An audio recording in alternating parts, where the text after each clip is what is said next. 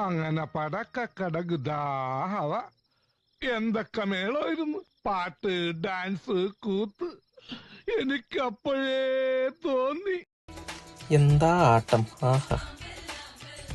Hi guys.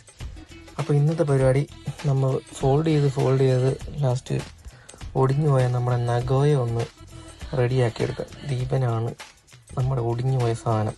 Nagoya use ചെയ്യുന്നവർക്ക് അറിയാം, സംഭവം നമുക്ക് ആവശ്യമില്ലാത്ത സമയത്ത് വളച്ച് ഫോൾഡ് ചെയ്ത് വെക്കാൻ പറ്റും. അതിനകത്തൊരു സ്പ്രിങ് മെക്കാനിസം ഉണ്ട്, അത് പൊക്കിയിട്ട് വളച്ച് വെക്കാൻ പറ്റും. ഈ സംഭവം മെറ്റലല്ല, ഇത് വേറെ എന്തോ ഒരു അലവിയാണ്, വലിയ കട്ടിയൊന്നുമില്ല.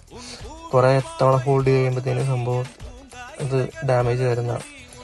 പിന്നെ ഒന്ന് നമുക്ക് ഓക്കെ ആക്കി എടുക്കണം. അപ്പോൾ ഇതാണ് നമ്മുടെ നഗോയുടെ അകത്തെ ഫോൾഡിങ്ങിൻ്റെ മെക്കാനിസം.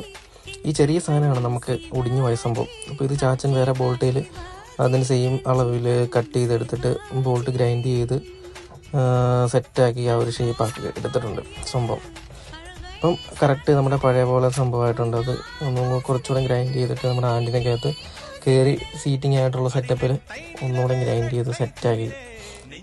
ഇത് കണ്ടില്ല, ആ ഒടിഞ്ഞ് പകുതി ഇരിക്കുന്ന സാധനമാണ് പഴയത്. മറ്റേ ഇപ്പുറത്തെ ബോൾട്ടിൽ നമ്മൾ ഗ്രൈൻഡ് ചെയ്തെടുത്ത സാധനം, അതിൻ്റെ അറ്റത്തൊരു ഹോളും അടിച്ചിട്ടുണ്ട്. അപ്പോൾ നമ്മുടെ ആൻറ്റിനയുടെ പരിപാടി കഴിഞ്ഞു. നമ്മുടെ പഴയതിനേക്കാളും നല്ല സ്ട്രോങ് ആയിട്ട് ആൻറ്റിനെ സെറ്റ് ചെയ്തിട്ടുണ്ട്. പഴയ പോലെ തന്നെ വണ്ടിയിൽ കയറ്റി നമുക്ക് തിരിച്ച് സെറ്റ് ചെയ്യാം. ഇനിയിപ്പം ഇത് പോകുമെന്നുള്ളൊരു പേടിയും വേണ്ട, നമുക്ക് എത്ര തവണകളിലും മടക്കി നിർത്തും വെക്കാം. കാരണം നമ്മൾ കറക്റ്റ് ഇരുമ്പേലാണ് ഇപ്പം ചെയ്തിട്ടേക്കുന്നത്. ഒടിഞ്ഞു പോകുമെന്നുള്ളൊരു പേടിയും വേണ്ട, എല്ലാം തുരുമ്പെടുത്ത് തിരിച്ചു പോയാലുള്ളൂ. സെറ്റല്ലേ?